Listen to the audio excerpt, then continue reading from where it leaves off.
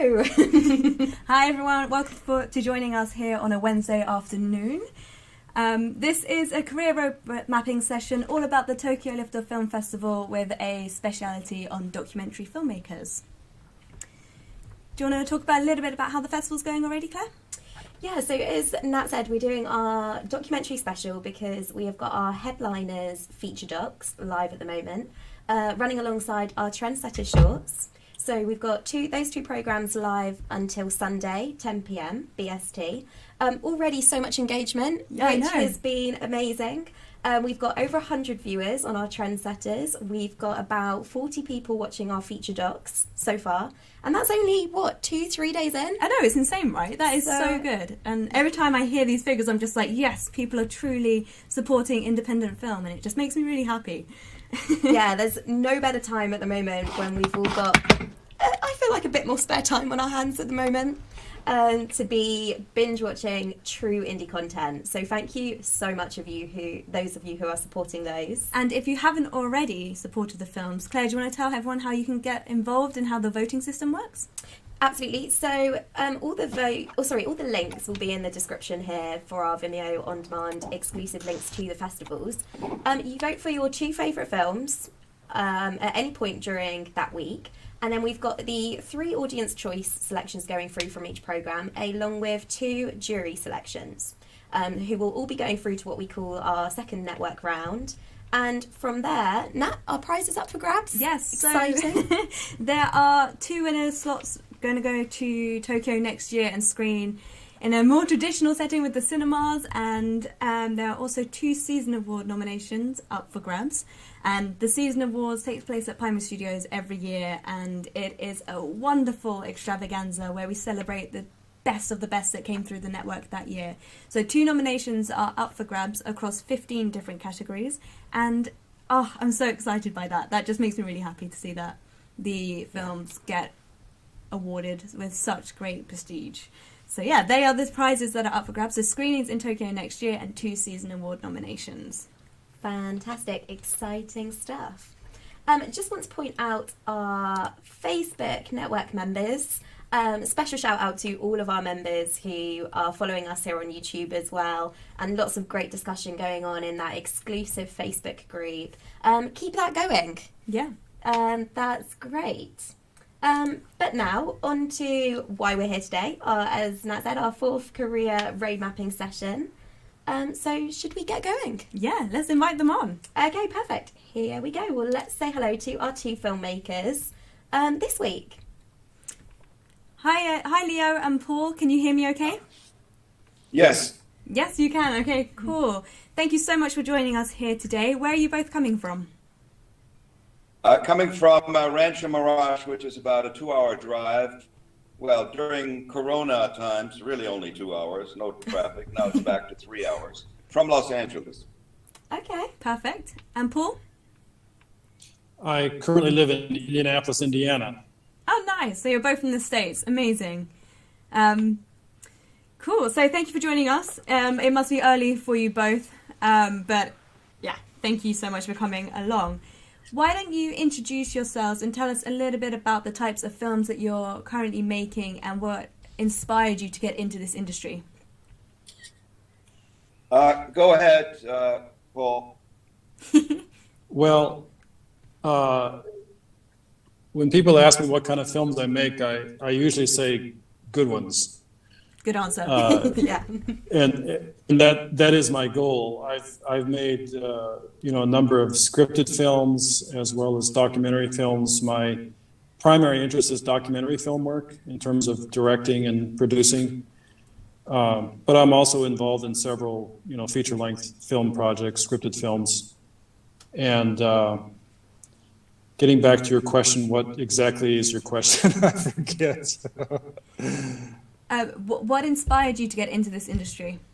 What inspired me to get into it? Well, I visited a university. This was 15 years ago I visited a university in Southern California, in Los Angeles. They have an excellent film department. And I was there, networking with people. I really didn't have any big agenda. And the guy I had lunch with is a professor there at the university. He took me over. He said, I think there's somebody you should meet. So he took me to the film department. I met a guy named Michael Gonzalez. And just a few minutes after I met him, after chatting, like at the most 10 minutes, he said, how'd you like to make a film with us in Japan? And I said, yeah, that sounds really interesting. And at the time I was living and working in Tokyo, and I really had never made a film before.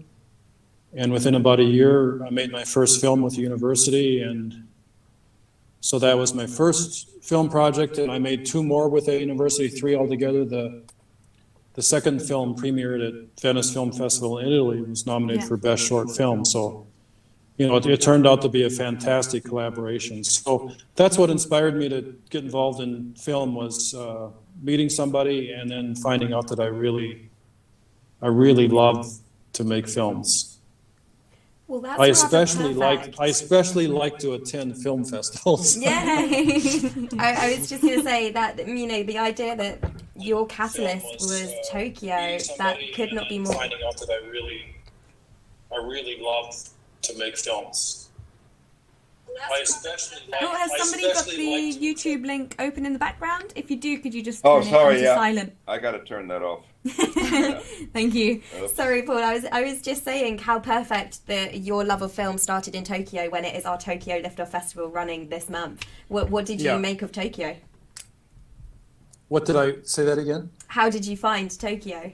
We're sad that we can't be there this month. Well, Tokyo is a wonderful place to live. You know, like any place, there's always things to criticize and not, you know, that aren't ideal. But, you know, overall, I found Tokyo just to be a wonderful place to live. Great food, great transportation, safe, you know, lots of cultural stuff going on. So I loved it there. And I got to make a lot of films in Japan. So I had a really good time living in Tokyo. How do you find the landscape compared to making films in Tokyo to making films in the States? Well, I mean, it's really different. At the time, I was working for a nonprofit, and so that's been a big shift for me. I'm currently an independent filmmaker. So the biggest shift for me really isn't location or the craft of filmmaking. It's more, you know, how do I make this work financially and in other ways as an independent filmmaker. I had much better support in Tokyo, and I lived there for many years. So I left Tokyo suddenly about almost 5 years ago because of family needs of my family. And it was really tough to lose everything I had built up there over many years and come here and start over again. Yeah. So the biggest challenge for me is, you know, how do I, as an independent filmmaker, survive financially? I mean, it's really tough to make a really good film, but it's even harder to make a living at making films, you know. Yeah, we were actually talking about this just 2 weeks ago in one of our free workshops that we run on Fridays. We did one on how to try and make money from this. You know, it's all very well to do it for the love of it, and that's great, but ultimately you want to be making money and you want to have a stable career from it. And be able to support your living and support those around you. Yeah. It is also the question that we get asked almost every day. How can I make money from this industry as well as following my passions? So it's nice, I say nice to hear that you're kind of surviving and making films and making the best out of the situation that you have. You actually jumped ahead to one of the questions I was going to ask later on about what struggles you're currently facing. But before we get there, should we jump to Leo and find out a little bit more about who you are and the type of filmmaker that you are? Well, it's funny, I've come sort of full circle because I only started making documentaries 5 years ago. After USC Cinema Film School, I actually was involved in documentary style filmmaking. I made featurettes behind the scenes short films for some of the major studios in Hollywood. Now they're called EPKs, electronic press kits. In those days, where they were called featurettes, and that was documentary filmmaking. But I segued from that into advertising, and I became a director of television commercials, which I did for 30 years, based in LA and filming all over the world, really. And I was a director cinematographer. And then in 2010, I moved from LA to the desert, which is 2 to 3 hour drive from Los Angeles. And commercials was done. At that age, I wasn't hired anymore. The agency people are in their 20s, and I was in my late 50s, coming into my late 50s. So I decided, since I had all the gear and post-production wherewithal, to invest my money in documentaries. So I made a feature-length documentary that premiered at Modernism Week in Palm Springs in 2016 about mid-century modern architect William Cody. That went extremely well. It was a low budget and recouped all my investment. And then I jumped into a bigger category. I made a film about Frank Sinatra called Sinatra in Palm Springs, which went around the world and was very successful, also commercially in theaters, in select theaters, and was distributed by a major distributor and so forth. So I was kind of lucky with that one. It was actually commercially successful. So talking about a profit. And distribution behind that film, the Frank Sinatra film, how did you go about getting distribution for that documentary? Yeah, that's a really good question. It's funny, when the film was finished and it had already played a few festivals, I was approached by, the Sinatra estate.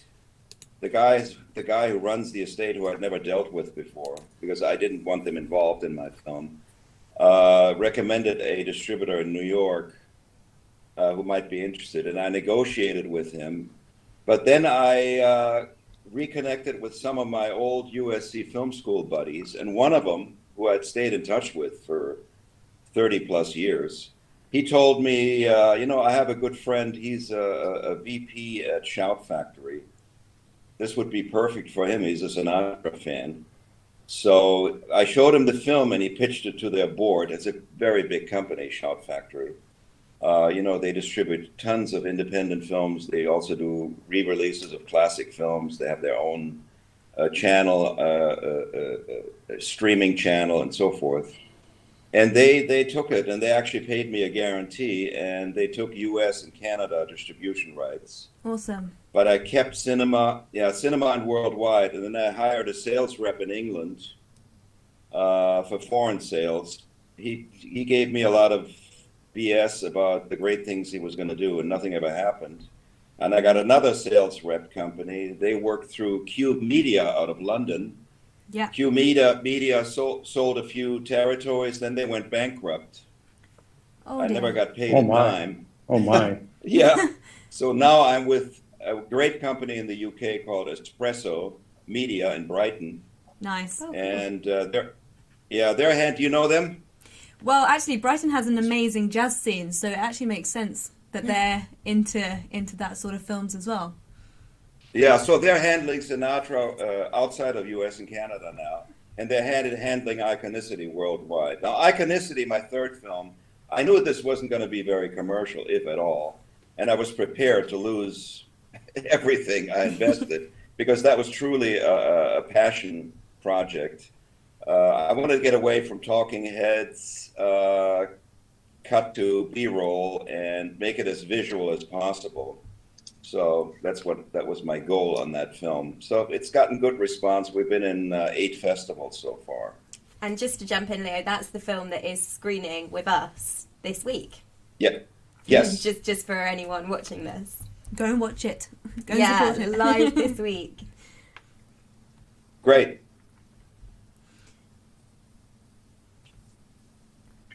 I lost audio. Are you still there? Oh, yeah, we're still I'm- here. Can I'm you still hear me here. okay? Are we still good? Yeah, I think so. Ah, can you Okay, hear us? go ahead. Yeah, okay, cool. Yes. So that's a really nice introduction to you both. Talking about films that are currently being released, what is the most recent documentary that's kind of blown you away that you've seen?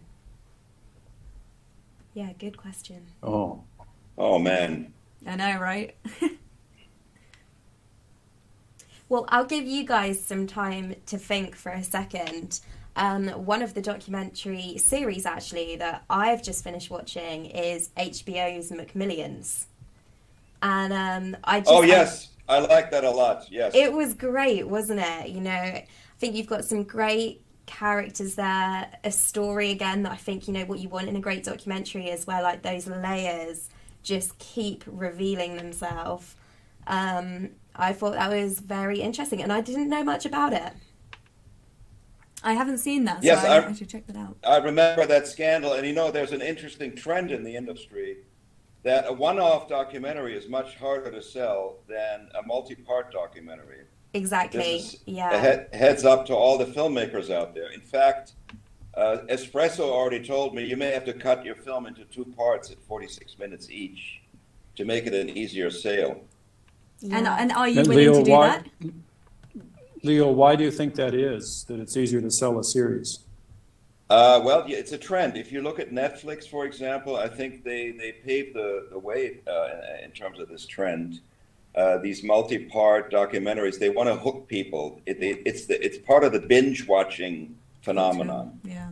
So Yeah. they release everything at the same time, and then people get addicted. I mean, look at Tiger King. I mean, this is unbelievable. What a Yeah, it's what phenomenon they that sort of, became. they call themselves mini-series. Tiger King, Yes. Don't Fuck with Cats, Macmillions, all of these.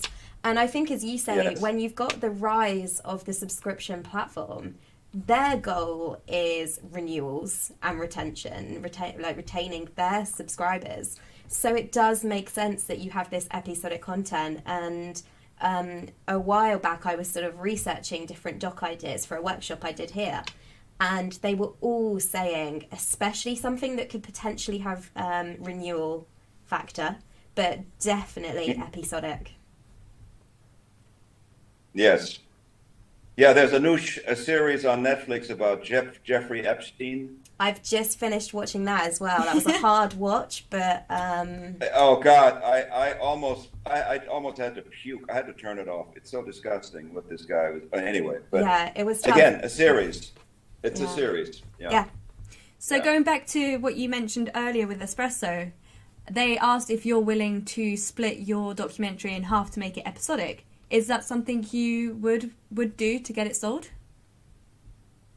Yes, they just started, so I haven't gotten any feedback. They also told me that. See, the other thing I did with Iconicity, I shot it in 4K all the way through. It was actually 3-camera shoot because I knew I'm going to have more sales potential in 4K. Sure. And there is Espresso told me, like in England there is a streamer, I don't know the name of which. They only do 4K, but then I have to do a color correction in HDR, which is a totally new world for us. Yeah, technology is catching up and they want the best that they can get right now. So, Yeah. and it's also going into the deliverables of what sale agents and what distributors are looking for.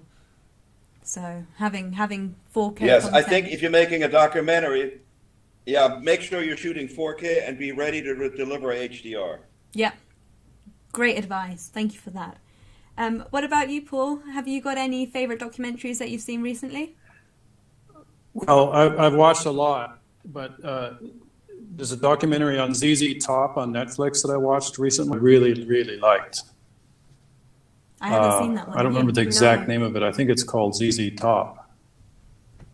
I was really impressed with the way it was made and the story, and with that group. I mean, it's a very human, interesting story about these 3 guys that form ZZ Top, and I really didn't know much about him before I watched the documentary, and I found it fascinating. So I love stories like that. And of course, music documentaries, I really like them because, you know, you get a lot more than just, you get to hear the music, and I love music. Yeah. So I love music. I could see a documentary about Frank Sinatra would be extra interesting. Yeah, and you know what's interesting about the Sinatra? It's actually not about its music, but more about the man and Palm Springs, where he had his home for 50 I see. years. It was a fair use project. I had 65 copyrighted clips, which I didn't pay a dime for, Wow. but I had the good lawyers to approve it. So I had a lot of movie and TV clips. There's another thing that documentary filmmakers need to exploit more. Fair use protects our rights. As long as you have a good lawyer, you can really jazz up the quality and the dimension of your film. Yeah, copyrights and getting the right legal work is 100% something that I advise anyone to do, because there's no point making a project and you've got this whole vision in your mind, and then when it comes to it, you don't have the copyright or you don't have the correct legal forms to have the film that you want to create. So just go prepared and have everything set before you make the project. That's such good advice, Leo. And by the way, the ZZ Top I thought was terrific as well. I really enjoyed that. One of my favorite bands. I also enjoyed the one about Imelda Marcos on Showtime. I met the filmmakers at the Palm Springs Film Festival. They also did this film about the Queen of Versailles, the woman and her husband who built the biggest mansion ever. Wow. Oh yeah, I saw that. Yeah. Very well done. I think the last documentary I watched was Tiger King, so I need to catch up on all of the ones that you're mentioning here. It's good to add to my watch list. Definitely. I mean, Yeah, but by the way, Tiger King, the editor of that show, had a very interesting interview on one of the industry podcasts. They were editing for years, and filming was going on all this time, and tons of footage came daily. And the story was changing while they were editing, which is an amazing challenge for a documentary filmmaker. So I admire the work that went into it. Of course, a lot of people hate that show, but I thought it was extremely well done. Yeah, and going back to what you said about it being... Well, Tiger King. So at the end of each episode, they hooked you 100%. So you just wanted to binge watch it. You wanted to know what was going on. And I found that they do an after episode as well on how they did it. Oh, if they have, I need to catch up on that. Right. I think that there's an extra episode anyway. Very cool. I think you're right though, like when you've got that, it is all about those editing decisions and where you leave it. I mean, if we talk about the Jeffrey Epstein one, for instance, it was the same thing, wasn't it, Leo? I mean, well, you said it, obviously it was tough to watch, but the way they've edited that together is seamless, and they leave you with just like a tiny nugget of what's to come next, so that you do want to tune in and watch that next one. Can I ask you guys a question? I still don't quite understand how the Liftoff network works. Yeah, sure. Absolutely. Who wants to go first? Do you want to go first, Claire? Any sort of area of that in particular? Do you mean our membership or the festivals? No, in pre-coronavirus days. Sure. Was it an actual festival in every city with screenings and so forth? Yeah, so we are based in 11 cities around the world, and every 6 weeks roughly we would attend that city, we'd hire a venue for a week, and we'd put on a festival. Paul knows all about it, he's attended a few of our festivals, so it's great to have you here. Yes. Alongside the festival screenings, we would have networking parties and a local filmmakers showcase where we promote films from that area. So the festival would run from anywhere from 4 days to a week. Okay. And what's happening in Tokyo right now? So everything is online because of the travel ban. So nobody from the organisation could get to Tokyo, and in Tokyo cinema, we couldn't get a cinema hire. We had negotiated with the venue, but there was nothing that could be done. So we've just had to move everything online until this whole pandemic is over, and then we will reassume in 2021 with the festivals as they And were. I mean, Yeah. we would have loved to be in Shibuya district right now drinking sake, but we have managed to turn some of this into like massive positives, I think. You know, we've been able to give a platform to way more films, much more content than we would have done with the live screenings. So that's actually been really nice. That's something that we've been really excited about. And also the global audience. Every single program so far, so the last two programs that were on last week and these two programs went beyond 30 different countries in the geographical stats, which was really cool to see. I think you had, well, bar Antarctica, every continent was engaged with the programs. So that's super cool. That is a truly global audience. That's wonderful. You know, let me ask you a question, because I noticed every festival has sort of a different way of going online during the COVID epidemic. There was one festival which had a weird system. Actually, I think it was Madrid. They sent an Excel spreadsheet to all the participants with the Vimeo link and password of each movie, which I think is that's dicey. I like what the Fine Arts Film Festival is doing with my film this week. They have this Vimeo platform, and those who are not participants pay a $20 rental fee to watch all the movies. What you don't, and participants and I mean, those who have official selection, of course, don't pay the $20. And I can see on my big screen Vimeo every movie that's in that festival. I didn't get a link from you guys to watch all the films on Vimeo. Oh yeah, you should have done. So we're running the exact same system actually, except ours is $10 cheaper. So for us, it's $10 for anyone who's not participating. And you would have received an email from us. It will have been in the email called Filmmaker Preview Weekend. And, but we can resend you that. That's not a problem. Yeah, thanks for highlighting that. Yeah, Natalie, actually, I don't think I got that email either. Well, we will send it to you as well, and then we'll cross-check to make sure the other filmmakers got it. Which program are you screening in, Paul? I'm trying to figure that out right now. You'll I have a only short get it when documentary. your The short program's documentary. live. The short documentary. Yeah. So that's one of our shorts programs. So you'll get that when your program goes live. So I see. Because we've got 8 different programs running for a month, 2 different programs each week. So you'll sort of start getting all the daily score emails and that sort of thing when your program is live. But we will cross-check that and let you know what's going on, and we'll get you your link, Leo, as soon as we can. And how many days is the Vimeo window for streaming? When is it off and on?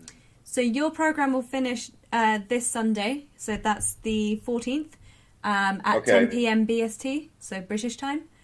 And then the next week's program will be going live on Sunday night as well. Okay, yeah, send me that link again. Thank you, I appreciate it. Will do, I want to see absolutely. the other films, yeah. Yeah, I'm always definitely. much more Also be interested to see other receiving people's films. daily score breakdowns, Leo. So I've sent those out personally myself, so I do know they've gone out. You should be receiving those once a day, just kind of like keeping you up to date with different fun stats of the festival and that sort of thing. So do check your spam. Okay. Sadly, frustratingly, we know that our emails sometimes end up in people's junk. Yeah. Sure. Okay then, going back to some questions, we've kind of touched upon it, and Leo and Paul, you've both shared a lot of great advice, but is there any further advice you'd give filmmakers who are in a similar position to yourself? Paul? Be tenacious. Be tenacious, yes. Yes. I think tenacity is one of the most important characteristics of a filmmaker. Yeah. I agree. Tenacity, passion, and don't listen to everybody who thinks they have a better idea. Just listen to yourself. I had that problem with Sinatra because everybody, I would show rough cuts to friends and I would get like 10 different opinions. And I don't like this, I don't like that, I like that, blah, blah, blah. In the end, I said, okay, this is my own money. I'm going to make the film I want to make. Yeah. And if I fail, it's on me. End of story. I guess that's one nice thing about being an independent filmmaker. You're not answering to any studios, so you can make that film that you want. So yeah, Exactly, because for good- for 30 years I was the slave of advertising agencies, and I had to make, television commercials for a committee, the peanut gallery sitting behind the camera and giving me comments about everything, and I had to make sure they were happy. And of course, I never had final cut. As a director, you're kind of limited in terms of your freedom, but then again, they pay you well, so it's okay. But I was under that domination of creatives from advertising agents for so many years. It was so nice to be free. Yeah. Well, I think what Leo is saying about making the film you want is crucially important. I mean, when the going gets tough, and it almost always will get tough, and when things go wrong, and things certainly will at times go wrong, do you really want to be making a film for somebody else, or that you think somebody else wants to see? I mean, you have to have a deep commitment to making this film. Otherwise, I think, the tenacity goes away. And I think the best films are always made from that personal, passion and personal interest and personal perspective. It shows in the film. And Yes. like right now, I'm making a film that I started. I had the concept sitting in Notre Dame Cathedral in Paris just over 4 years ago, and it might take another 4 years to finish the film. I don't know. I can't predict. But I was in Ireland shooting for it about 2 months ago and had a fantastic time, and I just love the project. I mean, I love where it's going, and I know it's going to be a very special film, and I'm doing it because I want to do it and believe in it, and it means a lot to me personally. So, and it sounds like Leo, decided to make the Sinatra film and fund it himself, and a lot of times that's what you have to do as a filmmaker. You just got to make up your mind you're going to do something, and it's risky because you really don't know if people are going to love it or not, or if it's going to sell or not, or Right. it's risky, Yes. isn't it? Very risky. Yes. It's interesting because I one of think the things we were talking about last week with 4 of our other filmmakers was, you're absolutely right. You have to be passionate about your project. You have to be dedicated, and you have to be the one driving it. But does there come that point where you do have to make compromises for it to maybe materialize, or for it to become financially rewarding, or to further your career? And we were sort of talking, what are you willing to sacrifice in order to do that? I mean, do you both have any thoughts on that? Where do you Yes, draw I do. the line? Yeah. Yes. I think, well, you're going to laugh. My Sinatra film, my title for it was always The Place He Called Home. I didn't even have Sinatra in the title. And I have 2 industry friends who I trust and I've known since film school. Those relationships are always the best. Yeah. And they said, are you an idiot? What's wrong with you? You're going to have to call this Sinatra and Palm Springs. It makes Yeah. sense, Of course, it doesn't didn't it? change. Well, everyone knows what it's about immediately if you have the name within the title. And that, And what a I name. think you could. I- Yes, you could. And I had some scenes shot that I fell in love with. A couple of because I had a lot of reenactments in it. And I had a scene about a dog drowning. Mia Farrow's dog drowned in Sinatra's pool, and I shot a reenactment of that with a plush puppy dog, of course. But I had a couple of extra shots, and my friend, the one friend I trust, said, if you keep that in, the audience is going to be so turned off, and they're going to hate you. Don't do this. Don't do this. And I said, you know what? I can lose that. It's not going to hurt the film. you have to make those kind of compromises, and that's okay.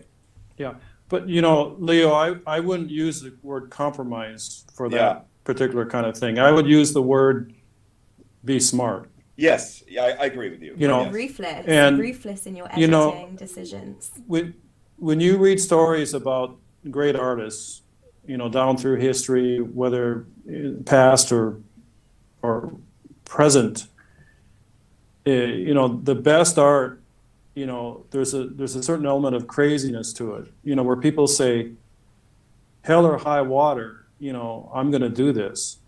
Yes. And, right. You know, there are things to actually compromise on, like, you know, maybe, you know, you don't make that trip just because of the cost of it, but, you know, like, I think of the film Jaws, you know, the film Jaws didn't show much of the, you know why in Jaws they didn't show much of the shark? Because the shark wasn't working. That's right. Yeah. And they had trouble with the because of the salt water, they had trouble with the gears, you know, the motors and stuff. It didn't work well. And so they actually ended up making a better film because they didn't show much of the shark. It made it more horrific. Yes. Yeah, and more compelling. And so you got to always ask yourself, okay, how can I take these challenges and make them positive somehow? You know, how can I make a even better film because I couldn't make that trip? You know, how can I, you know, use my cell phone that shoots in 4K, for example, and make a better film because it's a cell phone and people doesn't bother anybody. You know, you can shoot anywhere with it. Right. And, you know, in other words, make that special film sometimes in spite of the limitations and the, you know, the quote unquote compromises we have to make. But I think, you know, sometimes we have to adjust and make changes because we have to, and other times we just have to fight like hell and just, you know, somehow find a way. You know, yeah, go ahead. Sorry. Being smart enough to know like who to listen to, I think, like Leo being smart enough to know who to listen to and not listen to is crucial. Yes. Yeah.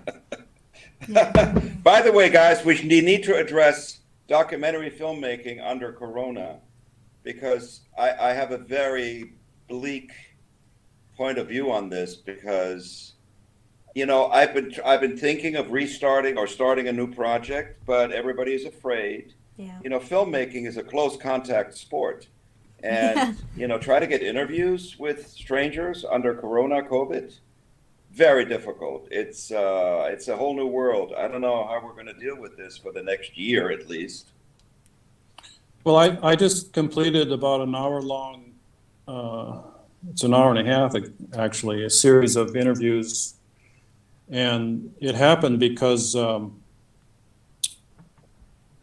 there was a live show scheduled here in Indianapolis, and I knew the organizer, and you know, about 5 months ago, I said to her, well, they canceled the live show. It's a live storytelling event. They canceled the live storytelling event. So I said to the organizer, Haley, so what if we do this, you know, as an online show? And, you know, I work with the storytellers to record their own stories. And so we did that. And I coached every person that shot their own video. I coached them. We did testing. You know, I couldn't do it quote unquote live with them because it just technically is very difficult to set that up. But yes. We did test footage, and you know, it's amazing how good and how good the sound and visual turned out. And so we got, I think, 12 different stories from 12 different storytellers. Most of them shot with their iPhones. You know, and I told them the angle, the height, the distance from the camera, and worked with them on sound. And you know, it was a lot of fun, and it's something that I wanted to do because I wanted to do something in spite of the mess we're in spite of the pandemic.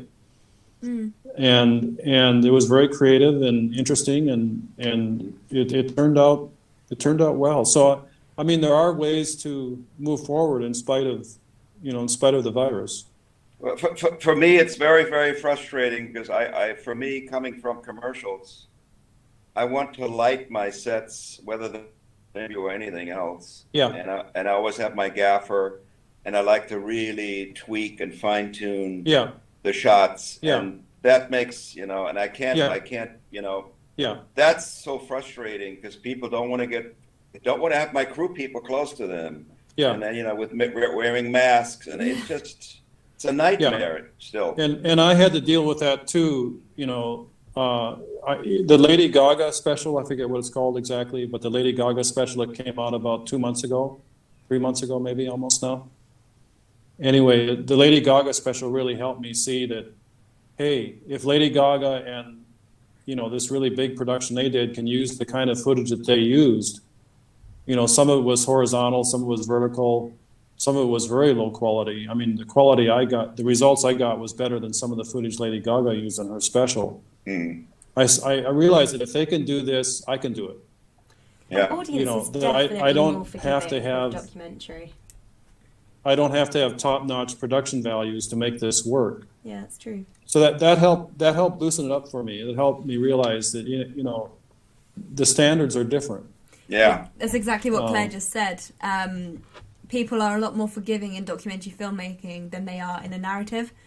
So shooting on the fly or having low quality. And I think because of COVID-19, people will say, well, you know, yeah, that's not top-notch visual or sound, but, you know, it's okay. They understand. And I see documentary films that are very cinematic and very gorgeous. I mean, in terms of the way they're shot. And I love films like that, but I also see documentary films that are story-driven, that don't have exceptional, you know, visual aesthetics, that I also really like, you know, so. Yeah, I guess the answer is get creative. Try different things Yeah. and see what works, what doesn't Yeah. work, and then hopefully Yeah. something will come out of it. And another positive, Right. whilst it's really difficult for production itself at the moment, this is a great time for pre-production and even early in that development stages. If Yes. you're reaching out to contributors and you're conducting your initial research interviews, things like that, people have more time for that at the moment. So there are definitely other positives that we can take from this time period as well. Yeah, that's so right. Claire's working Yeah. on a documentary at the moment, hence why she said that. Yeah, it's been great, you know, because I've been able to FaceTime people that normally would be in the offices from 9 till 6, whereas they've been able to say to me, okay, well, I can have a quick Skype with you at 2:00 for a quick interview. So it's definitely enabled me to be more flexible with that sense, putting together a short list of contributors. Yeah. Makes sense. Do you have any sort of closing questions? Well, I for really Leo and liked Paul? I really liked what you were saying, Paul, about the jaws and the shark. That was a nice bit of trivia. Yeah. So I think my final question is, do you have any other trivia that you'd like to share with us? A favourite piece of Favorite piece of film trivia? Yeah. Do you got 2 hours? Yeah. Bonus point if it's from a documentary for our documentary special. Trivia. Let me think. Paul, you go first. I don't, nothing is popping into my little brain. Oh, I do have a trivia. Okay. I think as a documentary filmmaker, you need to be out there meeting people. I call it scouting for ideas, because after the Sinatra, you know, I was offered to do a documentary about Ella Fitzgerald Oh, cool. by this producer who was close to her estate, and they had just published a big, doorstop size book on her. And I thought to myself, you know, that's very interesting, but I don't want to do a music documentary that's all archival footage and talking heads. I'd rather do something that I'm passionate about, that's visual. So I just took a drive out into the desert for days, and I discovered things that blew my mind. And I was sitting at a bar in a dying little town by the Salton Sea, just having a beer and talking to the old lady who was a bartender there lives in a trailer. And she said to me, "Oh, by the way, every year we have a biennale." And I thought, wait a minute, I wouldn't expect the word biennale in a dive bar in the desert. And well, as it turns out, there is an art festival, which ended up in my movie, in Bombay Beach that they started in 2016, but they keep it low key. They don't advertise it. It's very, very low key, but it attended by 500 people and an enormous event. I would have not found out about this had I not gone out there and just searched for ideas and inspiration. And that had a trigger effect, and many, many other things fell into place. So just that chance encounter basically was the start of my new film. Yeah, funny that's how Leo- things actually, happen. I was going to say that's Leo, such lovely advice to end on. Just be open to ideas and they'll come to you, and just latch onto them and explore them and see what happens. Nice. yeah. You know, what Leo said is so true. And I can trace back every film, I think, without exception, that I've ever made to a conversation, to meeting someone, or to seeing something, you know, usually it's a conversation about, you know, with somebody. And, you know, attending, I think every current project that I'm currently involved in is because of someone I met at a film festival where I screened one of my films.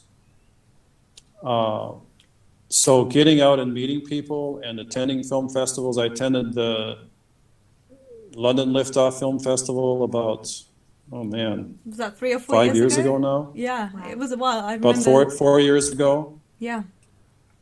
And, you know, I mean, it just means so much to get to attend film festivals. And but by the way, I'm glad Tokyo Online is online. I'm glad it's happening. But I'm really disappointed I can't attend, because I'd love to get over to Tokyo and, you know, see films and meet people, because there's something really special about, I mean, just the level of trust and instant credibility you have at a film festival like that with other filmmakers and the organizers. Something really, really special about attending film festivals and having that, you know, the conversations that happen and the people I meet and the things that happen as a result. The Thin Places film I'm making, that I'm working on in Europe, is because of someone I met at a film festival in Paris 5 years ago. And, you know, so getting out and meeting people, having those conversations, seeing things, it's crucial to creativity. You know, Totally. sometimes people think ask so. me, you know, where did you get that idea from? Or how do you get ideas? And it's like, how in the world do you answer a question like that? Like, where does an idea come from? You know, it's terribly difficult to say why you wake up in the morning with an idea. But, you know, more often than not, I think it's because of someone we meet, something we see, an experience we have. Yeah. So, and traveling too is so important to me. I mean, traveling, getting out and seeing new places, meeting new people, it's enriching, it's creative, it opens up new opportunities.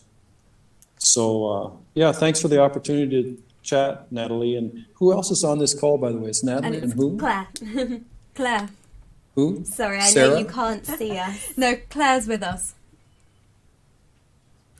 Claire. Claire. Claire, that's it. Yeah, Claire. Claire. Hi, Claire. I don't think Hi. I've met you.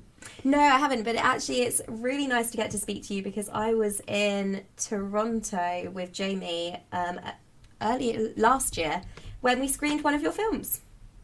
Oh, cool. Grateful. So it's Yes, really nice it was to see grateful you. that we screened. Yeah. Cool. Yeah, well, Great. thanks so much. Thanks so much Yeah, for thank all you the- guys. I hope we're going to have real festivals again. Yeah. I cannot Fingers wait. crossed. Yes, I cannot wait Let's to get get back. let's into get festivals real. Let's get Yeah. real again. Yes. Yes, Yeah. I look forward to meeting other filmmakers in person at festivals. And Natalie and Claire, thank you so much for all your work on the festivals. I can't imagine how you sustain what you do. I mean, holding a festival every 6 weeks or so, it's nuts. You guys we just are love just it. a little bit crazy. We are. We all are here at Lift Up, just a little We're bit. not going to deny that, but it's just an absolute honour to be able to screen work from people like yourselves. The talent that we come across is just staggering, and it's an absolute honour. So yeah, thank you for being Thank a you, part of guys. our network. Yeah, thank you so much. Well, thank you. Have a great day. You too. Okay, Bye-bye. bye-bye. Thank Bye. you guys. Okay, so Yes. that concludes our career road mapping session there. How great was that? To They speak had a to lot of good advice in there. so much good advice. Both very accomplished filmmakers. So I hope anyone watching this found that really interesting to hear from them, because I certainly did. Yeah. And just then, let's have a look at what's coming up this week. So on Friday, I'm actually going to be running one of our workshops. Going to be rambling on about documentary again, like the last time when I did one. My favourite topic. We're going to be looking specifically at how to find the perfect contributors, the perfect interviewees. Yeah. So join us for that on Friday and have a wonderful rest of your week. Yeah, enjoy. Thank you so much.